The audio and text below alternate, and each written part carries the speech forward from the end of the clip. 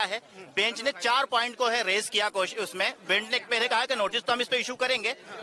जो solicitor general है उसको कहा कि हम आपको नोटिस इशू करते हैं, ठीक है, नोटिस इशू करेंगे हम, लेकिन हम इसके ऊपर ये कोई पार्लियामेंट एक्ट बनाती है तो उसके ऊपर स्टे नहीं लगाते हैं। लेकिन ये एक्सेप्शनल केस है, ये केस एक एक्सेप्शनल केस है जिसके लिए हम इस पे इंटरिम स्टे देंगे, हम इस पे इंटरिम रिलीफ देंगे। इंटरिम रिलीफ जो है कोर्ट ने ये कहा कि हम अभी डिक्टेट करा रहे हैं इंटरिम ऑर्डर, उसमें उन्होंने हमें क्या क्या रिलीफ दिया। पहला रिलीफ दिया कि एक्स ऑफिशियो को छोड़ करके बाकी जो भी मेंबर होंगे वो सब मुस्लिम होंगे, ये हम लगाते हैं। दूसरी चीज, जो कलेक्टर अगर जा करके सर्वे करता है तो वो कलेक्टर जाके सर्वे करने से पहले कोई उसका नेचर नहीं चेंज कर सकता, और करने से पहले हमारे यहाँ एप्लीकेशन लगाएगा इस कोर्ट में आके।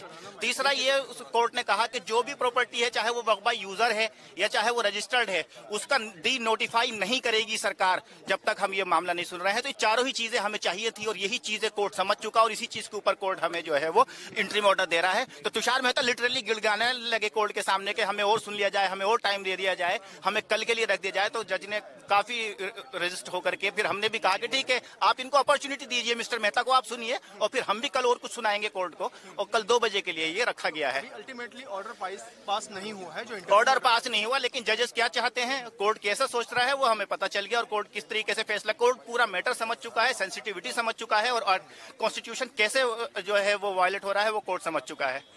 अच्छा, नोटिस इशू किया गया है, कुछ इस तरीके की बात सामने आई है या कुछ एफिडेविट वगैरह फाइल करने को कहा गया है? नहीं, अभी क्या है, कल डिसाइड कोर्ट ने कहा कि मिस्टर मेहता हम आप नोटिस इशू करेंगे और आप जो है जवाब दे दीजिएगा। तो मेहता ने खुद कहा कि सर आप मुझे इशू कर दीजिए, हम 15 दिन में इसको सुन के 15 दिन के अंदर हम एफिडेविट ले आएंगे, डे टू डे आप इसको सुन लीजिए, आप स्टे मत लगाइए।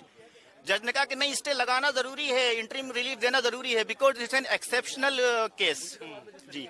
तो कल हो जाएगा इंशाल्लाह। बाकी पिटीशन जो है मुजीबुर रहमान साहब, उसको कब सुनने की बात कही है कोर्ट ने? वो तो इसके साथ कनेक्ट हो जाएंगी। जज साहब ने ये कहा है कि जिसकी पिटीशन आज 11 बजे तक आ गई थी उसको आज सुना गया है। कुछ लोगों ने मेंशन की अपनी पिटीशन, उनको जज साहब ने नहीं सुना है, कोर्ट ने नहीं सुना उसको। वो नेक्स्ट जो है जब वो लिस्टिंग होगी, स्क्रूटनी पार करके जब आएगी तब उसको देखा जाएगा। कल 2 बजे? कल 2 बजे।